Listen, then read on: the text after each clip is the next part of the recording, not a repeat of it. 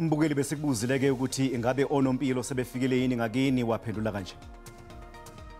Cha la ngakithi bebengakafiki kade ngifonela umunye uzakwethu nje emini wangitshela ukuthi sebefikile eRichards Bay lapha eMzingazi eCurrent kodwa washo ukuthi uyasaba yena ukuyocheka nami phela mangathiwa bayafika la ngakithi eMtobatoba ngifuna uqamba manga ngisasabo kwamanje ngenxa yalama video nalama voice note asekhuletayo lawa ngithukile impela ngiyesaba nje. Hayi kule yami indawo ngababona ngabone kwamuntu uhlolayo lapha mhlawumbe bakhona ke kwezinye indawo.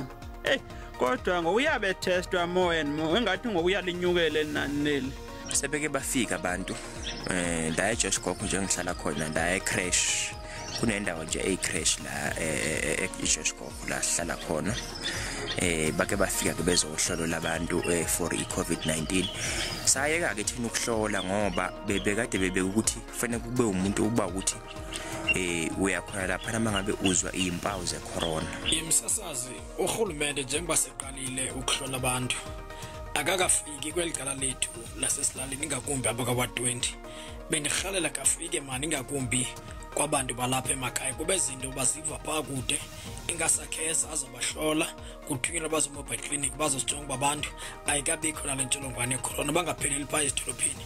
Msakazi ngiyazi ukuthi kwezindawo sebefikile onompilo sebeqalile basesitabantu kodwa la ngakithi embumbule inkomokazi lebengafiki kodwa hhayi abeze sibalindile ngoba siyafuna nathi ukuthi azazi ukuthi siyini ifike simo esenzakalayo.